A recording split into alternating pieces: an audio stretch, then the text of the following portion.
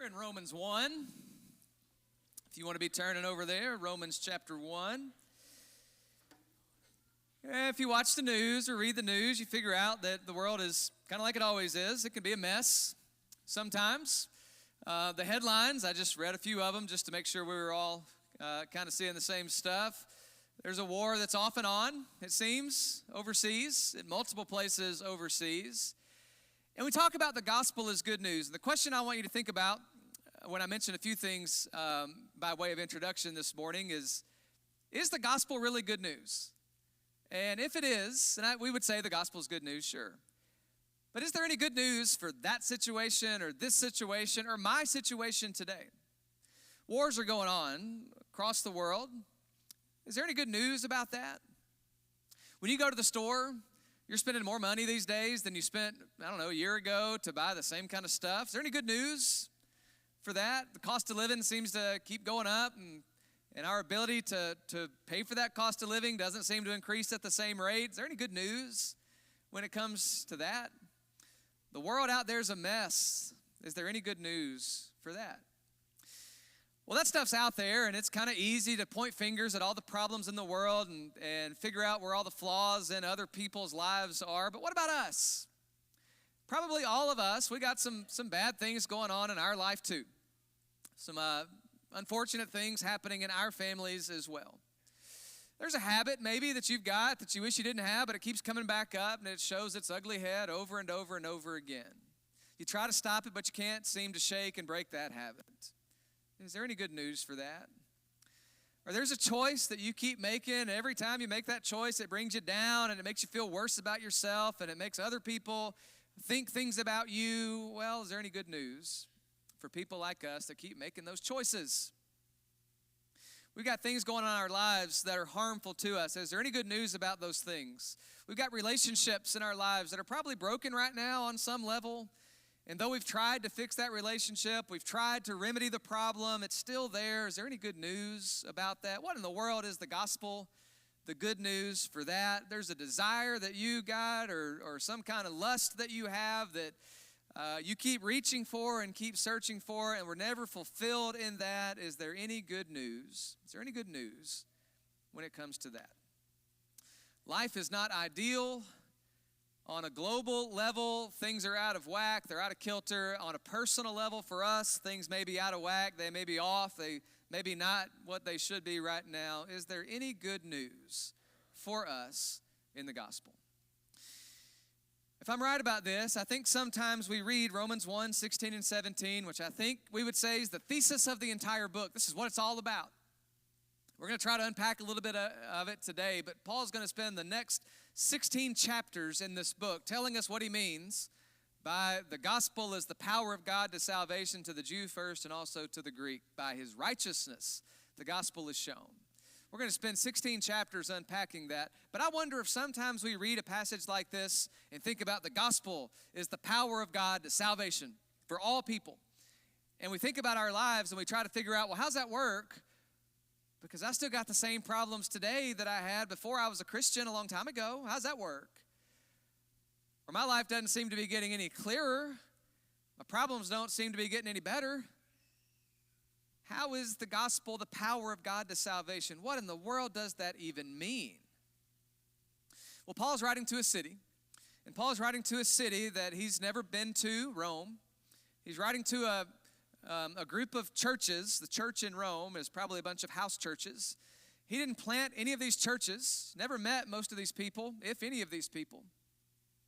And so he writes to these people, but he knows that they are fractured. They are fractured among ethnic lines and social lines, success lines. They got all kinds of divisive elements in the church at Rome. And Paul writes to these people who are having a really hard time getting along. And he says, I'm telling you about the good news. I'm telling you about the gospel. And in my mind, I bet a lot of those folks are thinking the same thing that I'm thinking.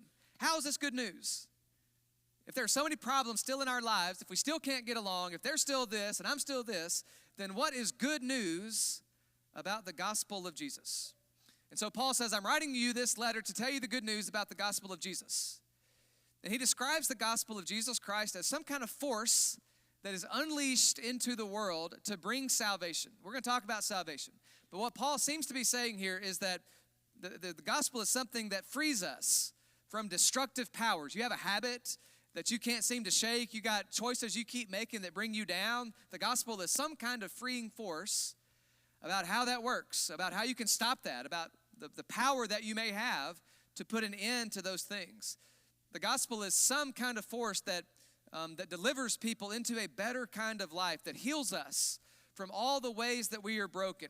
And Paul begins his discussion of this gospel by saying, I'm not ashamed of the gospel. And to me, that's a surprising statement, because if there is a force that God is unleashing into the world that brings salvation and healing and release and redemption from all of our struggles, if there is a force in the world, then why would we be ashamed of that? Paul says, I'm not ashamed of the gospel of Christ. And I think he talks about shame here because, well, Rome has its gospel. Rome is a very powerful place. It's full of very powerful people who make laws and exercise their power and their authority over other people. And for Paul to claim what he's about to claim is a very countercultural, it runs against the grain of their society. That's a very countercultural statement that Paul is about to make to them. Because Caesar has a gospel and Rome has a gospel, and the good news of Rome is Pax Romana, Roman peace. It's a Roman peace that is secured by Roman armies. And into that kind of world, Paul makes this claim. He says, I've got a different kind of gospel. It's a different kind of good news. You're going to think it's really strange, and as weak as it sounds, I'm not ashamed of it. I'm not ashamed of the gospel of Christ because it is the power of God to salvation. All right, we need to unpack a few terms. That's what my hope is to do today. All right, we're going to unpack a few terms in Romans chapter 1, verses 16 and 17. There's the word gospel that I want us to think about for a few minutes.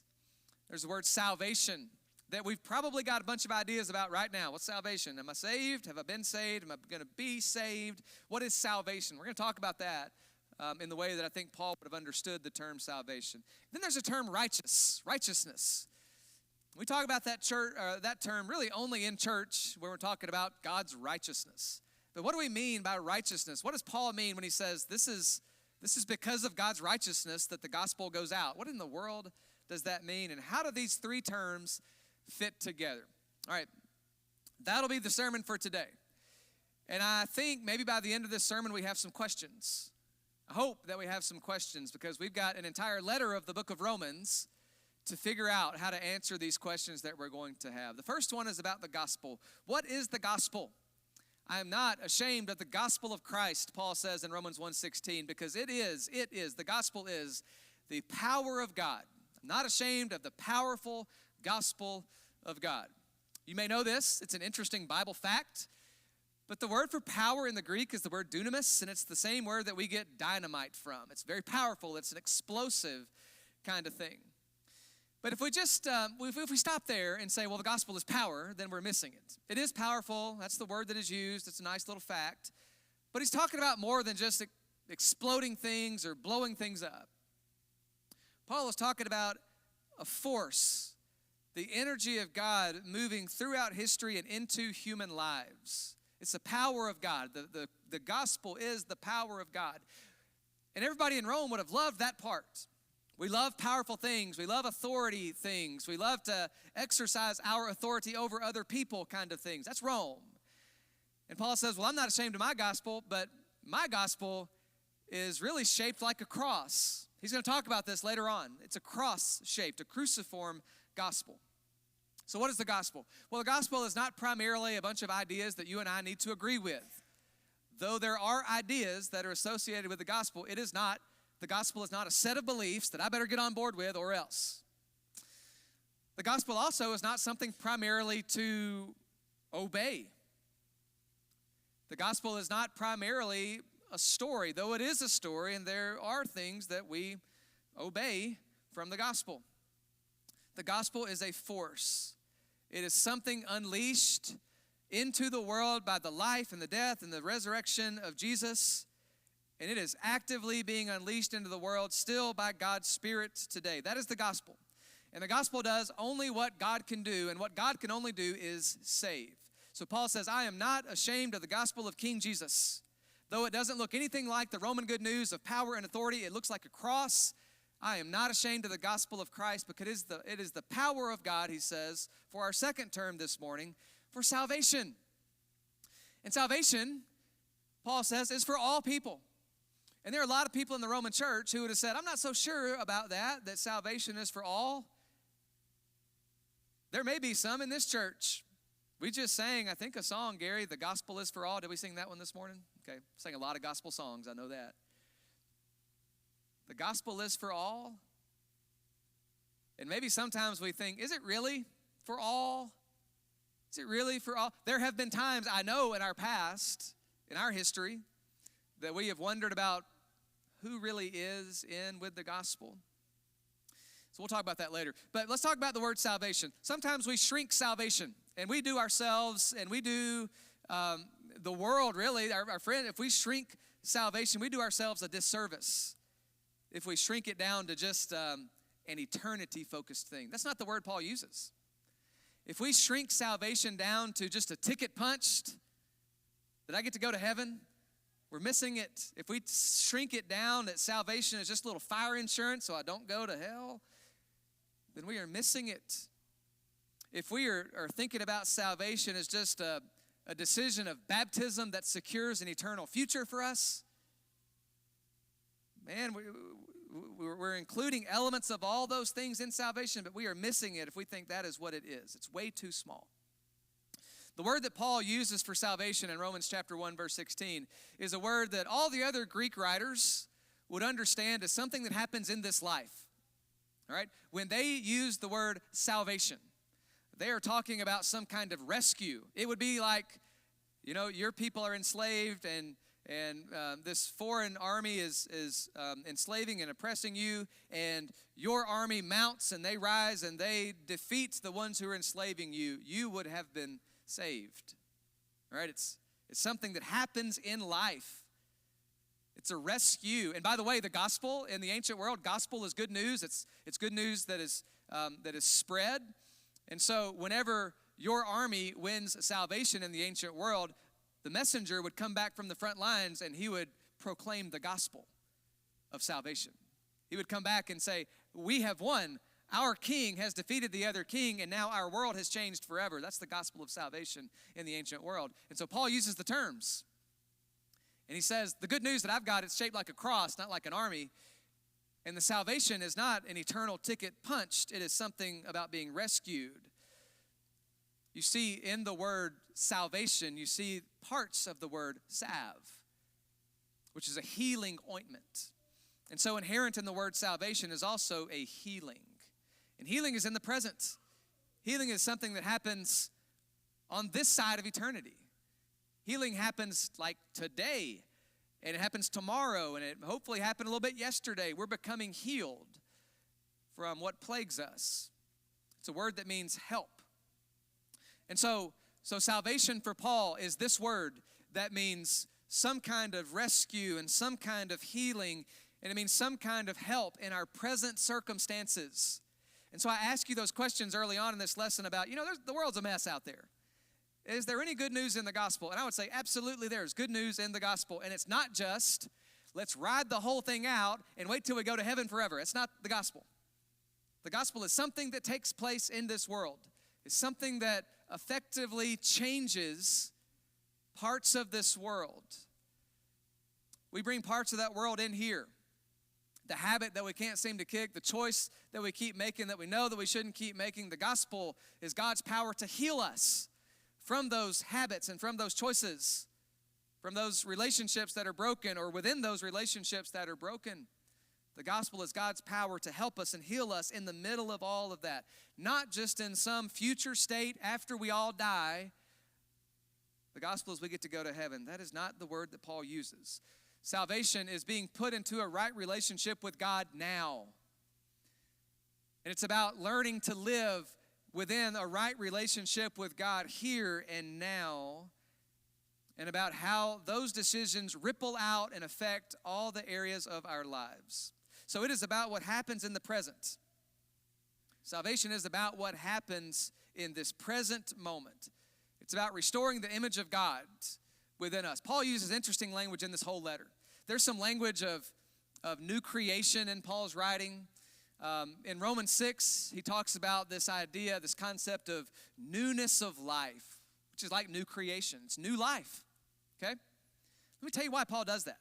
Because salvation is about restoring the image of God in God's creation. It's about us becoming more and more like the image of God, more and more like Jesus. It's a transformation that begins within us as we begin to follow Jesus, and it grows within us as we become more formed into the image of Jesus. It's what we call sometimes, though we don't use the term a whole lot, we call it sanctification.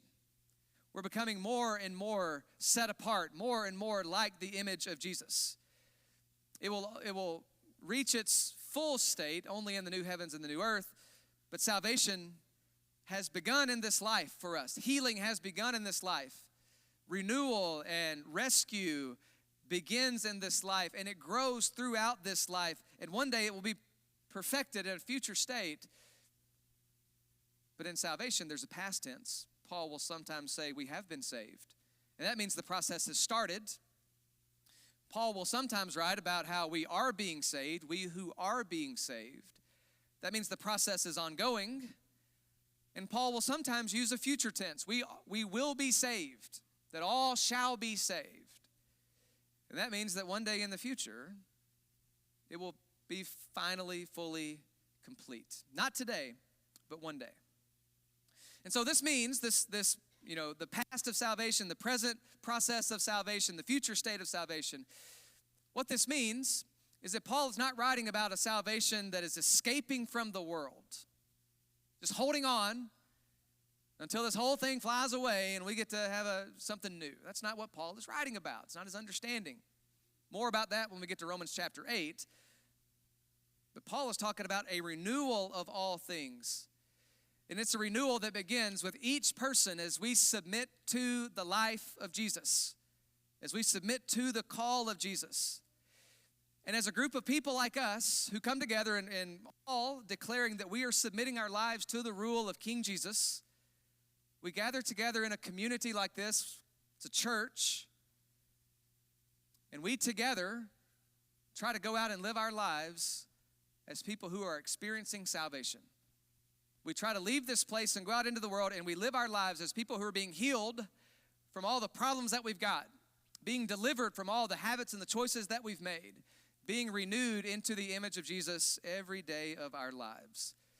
That sounds like a big job, doesn't it? That God would share the gospel with us, the good news that he is rescuing the world, including us. The gospel includes the idea that God is reaching into our hidden sin and trying to right those wrongs. And he's reaching into our destructive choices and our fractured relationships and our families and into all of our shames. And God comes into those areas with a message that said, God is making this right. God is going to do the right thing. He's going to set the wrong things right. Not eventually, not one day everything's going to be okay. But right here, right now, the gospel is that God is bringing salvation from those habits and from those choices and from the dysfunction and the disunity. God is healing right here and right now. So why would he care so much? All right, this gets us to verse 17. Why would God care so much that he brings this good news? Why would God care so much that he works to right our wrongs in our lives? Why would God care so much to bring salvation for all people? Well, in Romans chapter 1, verse 17, this is it. For in the righteousness of God, in the gospel, the righteousness of God is revealed. The righteousness of God is revealed. We think of God's justice and we think of God's righteousness sometimes in some deformed ways. We might view God as the eternal policeman in the sky waiting to trip us up, waiting to catch us for the smallest little violation so that he can punish us forever. That is not the picture of God that you get in Scripture. God's righteousness, his justice, is not primarily God just sitting in judgment of all the mistakes that we make, waiting to condemn us for the smallest flaw. That's not it. God's righteousness is his faithful, just, saving power. It is, the gospel is the righteousness of God revealed. That's what Paul says. That's a weighty theological statement that we're going to unpack a little bit, but that is what Paul says. It flows from the righteous character of a God who keeps his promises, and God's promises are that when something is wrong, I will set it right. When something is off, I will make it right. That is what God promises. And so you and I are human beings, right? And so sometimes in our lives, we have things that are off. We have things that we choose that lead us down destructive paths. We make bad choices. We do not always get it right. And so what happens in our lives is sometimes we become a little bit malformed. We are supposed to be being conformed into the image of Jesus, transformed into the image of Jesus. But sometimes by what we do, by what we say, by how we act, by what we listen to, what we think about, sometimes by our relationships, we become less like the image of God. And God has promised all along that when things are not right, when things go south, God says, I'm going to make those things right. And if it's me who's going south, if it's me who's making the destructive choices, then I need to be set right. And if it's you who are making the bad choices, creating the bad habits, forming the bad character, it's you who needs to be set right. This is not evil. This is not a God waiting to condemn us. This is a righteous, just God who wants to make wrong things right. And we should praise God for that. We should celebrate that God wants to take the wrong things and make those right. And so justice and righteousness in Scripture is not about vengeance. It's not God waiting just to punish us for all the bad that we've done. That's not the picture of God we get. It's about restoration. It's always been about restoring what has gone wrong. Taking the wrong things and making the wrong things right. And so God looks at the world, I think today, with all the problems that plague the world, and look, that list is absolutely endless. And God looks at us, I think, and looks at our lives and all the things that are wrong with us, and for me at least, I don't want to speak for you. Maybe you should think for you, and I'll think for me, but I think God looks at us and says, there's some things wrong with Chad right now. And God loves us too much to let us persist in those things. And God cares too much about his creations. We're all created in the image of God. He cares too much about us to let us go on and make dumb choices all the time without any correction.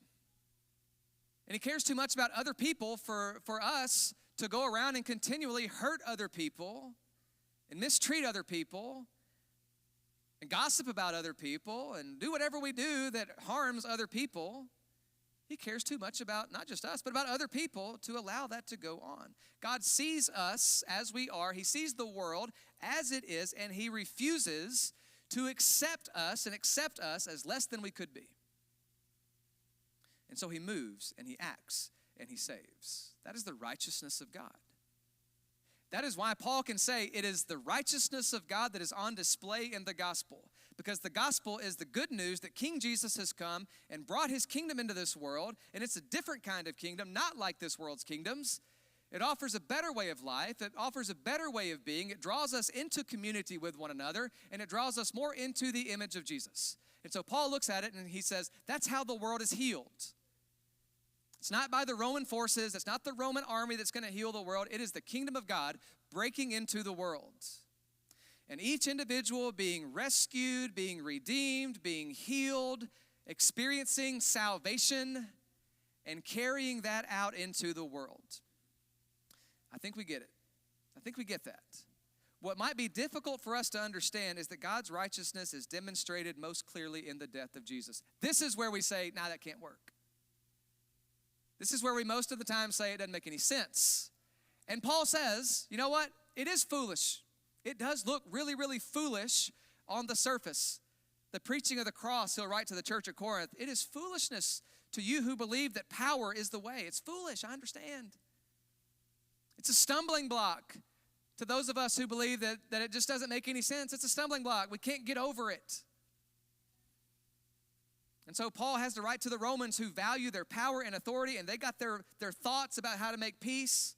And it's not Paul's thoughts about how to make peace. He writes to them and he says, you know, you would think I'd be ashamed of this. You would think that I'd be ashamed to come and tell you that a guy dying on a cross is the way to save the world, the way to create peace in the world. You'd think that's foolish to call people to a cruciform, Christ-like, cross-shaped life and say that's the world, that's the way that the world is going to be delivered. It doesn't make any sense, does it, Paul says? You'd think I should be ashamed of bringing that kind of message to people like you. But Paul says, I'm not ashamed of the gospel.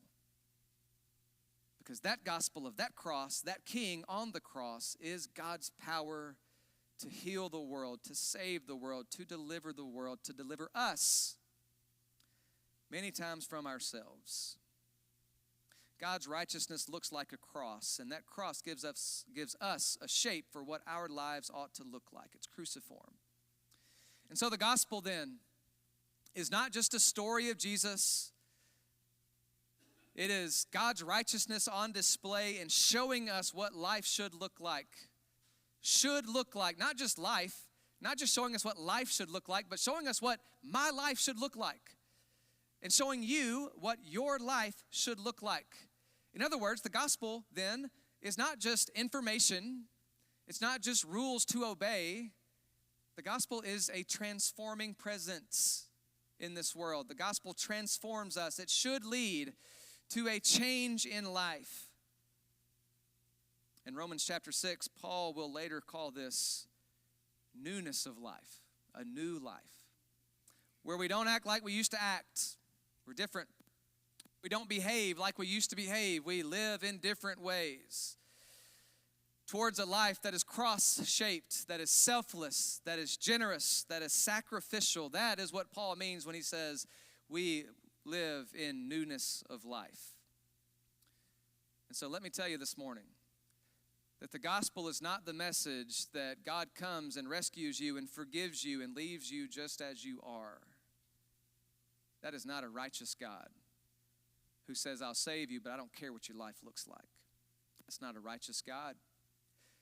God is not a God who looks at all the dumb things we do and the selfish decisions that we make and the destructive choices in our lives. He doesn't look at us and say, that's all okay, I'll make it right in the end.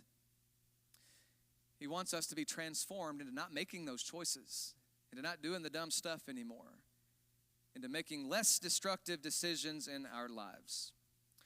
So Paul writes to the Roman church, and he gives them this message. I'm not ashamed of the gospel of Christ. It is the power of God for salvation, to heal, to redeem, to repair right here and right now. And God does this, Paul says, because he is a righteous God. And a righteous God will not just forgive, wait till eternity to hash things out. A righteous God will want to fix things right here and right now. So he writes to a church. And he begins his message to the church by saying, y'all have got some problems. And he writes the message to Christians, and he says to the Christians, it's not just the church that's got the problems. In your own lives and in my own life, Paul will tell them, we've got problems. He spends almost an entire chapter talking to them about all the dumb choices that he himself makes. That's Romans chapter 7. And he says, we're all in this together. We all need some kind of healing and redemption and restoration in our lives. Not hold on till eternity and we'll figure it all out. But right here and right now, we got to stop doing the things we shouldn't do. We got to start doing more of what we know that we should do. And so he writes to this church, and this church has fractures all over the place. They've got lines drawn all over the place. They got a bunch of believers there who are supposed to be family with each other, but they are not. They're not acting like it anyway. They're fighting about each other. They're talking about each other. They can't seem to get along with each other. They want to divide over everything by their culture and by their ethnicity and by their history and by their theology. They're all divided. And Paul writes to them and he says, I'm telling you, the gospel is bigger than all this. And so I tell you this morning that whatever church experiences you've had, if they were bad, if they were destructive, if they left a bad taste in your mouth, the gospel is bigger than all that. That's what Paul's saying here. The gospel is the power of God because of the righteousness of God to heal whatever fractures are there in the community of Christians and in the lives of Christians. The gospel for Paul is a welcoming message. It's a restorative message. It comes out of his righteousness to look at things that are off in life and off kilter in life and just not right in life and say, we're going to make those things right. The gospel of Jesus Christ does not favor one group over another group. It doesn't favor the weak over the strong. It doesn't favor them over the others. It doesn't favor me over you or you over me. It doesn't do any of that. The gospel of Jesus Christ pulls people from every background and every piece of broken history into a single community that is not defined by where we came from. It's not defined by what we've been doing. It's not defined by where we're really going. It is defined by Jesus Christ as King. So nobody's left out, and nobody's more qualified than anybody else for this kind of kingdom. What happens then when people start living this gospel message out? Whenever we recognize that the gospel is God's unleashed force into the world to make things that are wrong right, to restore us, to restore our relationships, to heal the places in life where we are broken. Well, here's what happened. I can't tell you what's going to happen in this church, but I can tell you what happened in the Roman church. We got pretty good historical evidence for that. Phoebe delivers this letter, takes it to all the house churches, reads it to all the Christians.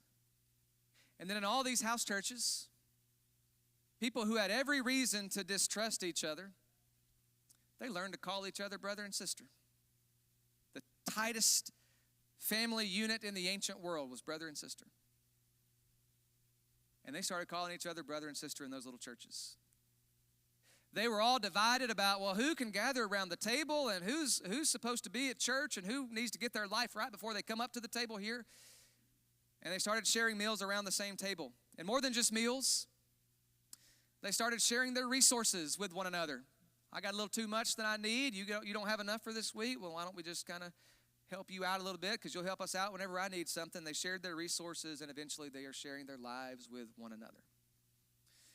And every time they made one of those choices, every time the gospel healed something in them or rescued them or restored them, every time that happened, they were showing the world a small picture of what it looks like when people live in a cross-shaped gospel way. They were showing the world what it looks like when we become more conformed into the image of Jesus. And that is what the church is supposed to be. A community where the gospel is not just preached every day or every Sunday or whatever, but a community of people who decide we're going to practice the gospel, that we are going to live it out and try to repair what's broken in our lives and restore what's gone in our lives. The church is a group of people where the righteousness of God takes visible, relational church shape.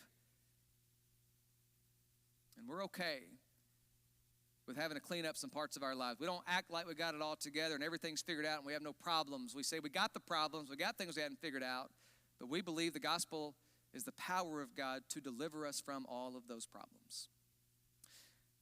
There will still be wars. The prices will still rise. There will still be confusion in our lives. We're still going to experience problems in our personal lives. We will still encounter personal sin. We'll still have family relationship problems. Most likely, we're going to have all that. None of that's been resolved in the last 22 minutes. But I think what Paul wants us to hear is that God has not looked at the wreckage of the world and the wreckage of our lives and said, I'm going to be hands off when it comes to that. What Paul wants us to hear is that God has looked at that and he looks at us and he acts. He takes action. Jesus came right into the middle of all of these problems. And he comes and lives his life and he unleashes into the world a force of healing, of salvation, of redemption. And he shows us what it looks like on the cross. And he gives us a model of what our lives ought to look like, a more cross-shaped approach to life.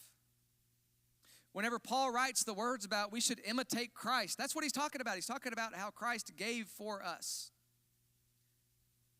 And he draws all kinds of people into communities where they begin to live a new kind of life, where they are formed into a better way of doing things, where a better kind of life becomes possible. And that is, for Paul, what the church is about. The gospel is the good news about what God has done through King Jesus and what God is still doing through his Spirit. The gospel is for the person who's carrying the weight of hidden sin into this room this morning. It's for the family who believes that whatever problem they've got is beyond repair and is probably not going to be fixed. It's for the person who's been dying under the weight of the choices that they regret, all the wish I would haves and wish I wouldn't haves. The gospel is for the confused and the cynical and the exhausted. The gospel is for all, whether we believe it really or not. The gospel is that God is in the process of setting things right. The gospel is that he has already begun the process of setting things right in the world and in our lives. And the gospel is that he is not done with us yet and that he invites us into the process, his righteous process of making the wrong things right. And so I would like for you to take just a minute and think about your life. Kind of a tough question here. But what do you think if God were going to work on you and if he were going to heal, restore, save you from something?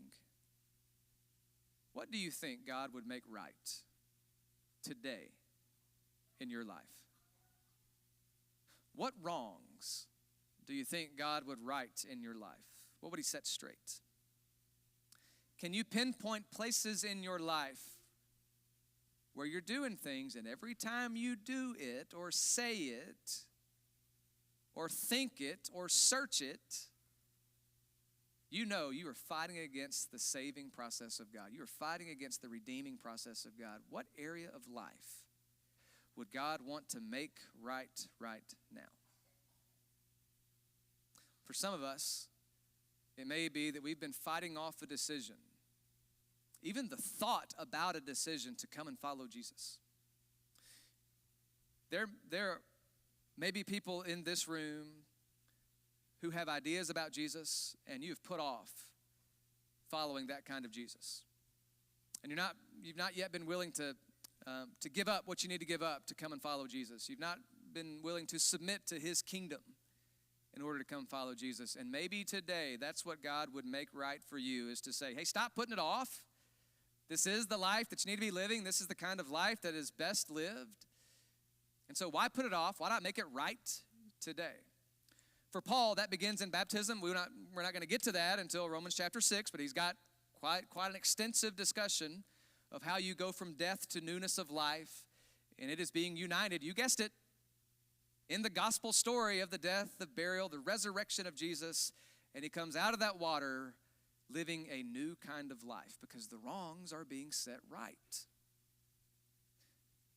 Is today the day that you'll be baptized into Christ, to have your sins washed away, to die to that old way of living, and to begin the healing process? Allow God to begin the healing process in your life.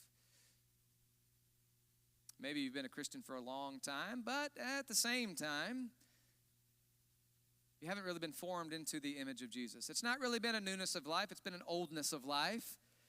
It's been a life that looks a lot like all the lives of all the other people, but it hasn't really had a cross shape to it. It's not been selfless or sacrificial or Christ-like that much at all. What would God make right in your life? If he were going to reach in and do something, what would he reach in and touch today?